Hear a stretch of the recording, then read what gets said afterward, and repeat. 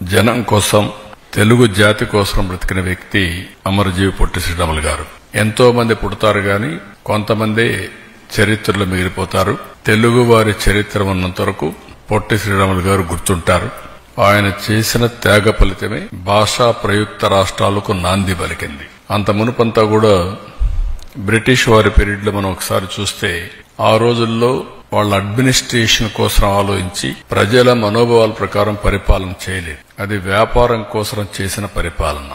ప్రజాస్వామ్యం కాకుండా రాజ్యాధికారంతో ప్రజల్ని ఇబ్బంది పెడుతూ డబ్బులు వసూలు చేసుకుంటూ ఇక్కడ సంపద బ్రిటన్ పంపించేవాళ్ళు. అలాంటి విదేశీ పరిపాలన. స్వాతంత్రం వచ్చింది, కలలో కన్న తర్వాత ఒక ప్రగాఢమైనటువంటి ఆత్మాభిమానం కూడా వచ్చింది. ఆ రోజు మనం అందరం మెడ్రాస్లో ఉండేవాళ్ళం. అంటే బ్రిటిష్ వాళ్ళు చేసింది కొన్ని ప్రెసిడెన్సీస్ పెట్టుకున్నారు. ఢిల్లీ కేంద్రంగా దేశం మొత్తం, మెడ్రాస్ ఒకటి, లేకపోతే కలకత్తా, మహారాష్ట్ర, ఇలాంటి 4-5 సెంటర్లు పెట్టుకొని పరిపాలించారు. అయితే తర్వాత కూడా యాజ్ ఇట్ ఈజ్ చేస్తా ఉన్నప్పుడు, అలాంటివి చేసినప్పుడు ఈ రోజు మనం ఒకసారి ఆలోచించినప్పుడు ఆయన ఒకటే ఆలోచించారు. ఏ భాష మాట్లాడే వాళ్ళకి వాళ్ళ పరిపాలించుకునే ఇది రావాలి అనేది ప్రగాఢమైన కోరిక. ఆ విషయమే మీరు చూస్తే ఎన్నో సంవత్సరాలుగా ఇప్పుడుండే ఆంధ్రప్రదేశ్ గాని, పార్ట్ ఆఫ్ ఒరిస్సా గాని, కర్ణాటక గాని, కేరళ గాని ఇవన్నీ కూడా మెడ్రాస్ ప్రెసిడెన్సీలో ఉండేటివి.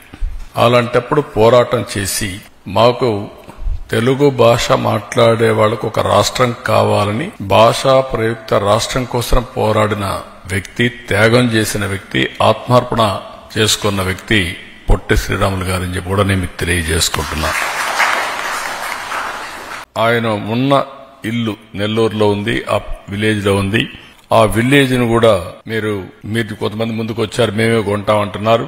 ఏం చేస్తారు, కొంచెం వర్కౌట్ చేయండి. దాన్ని కొని ఒక మెమోరియల్ గా మనం తయారు చేస్తే శాశ్వతంగా ఎవరు వచ్చినా అక్కడ పోయి చూసేట్టుగా ఒక మ్యూజియం తయారు చేద్దాం. ఒకవేళ ఆయన వాడిన వస్తువులు గాని ఏవైతే ఆ యొక్క ఎవిడెన్స్ ఉన్నాయో అవన్నీ కూడా అక్కడ పెట్టి ప్రజలకు స్ఫూర్తినిచ్చే విధంగా ముందుకు పోతాం. అక్కడ బకింగ్హామ్ కెనాల్ కి ఒక బ్రిడ్జ్ కావాలన్నారు, హై లెవెల్ బ్రిడ్జ్. 27 కోట్లు అవుతుంది, ఎప్పుడో శాంక్షన్ చేశాను.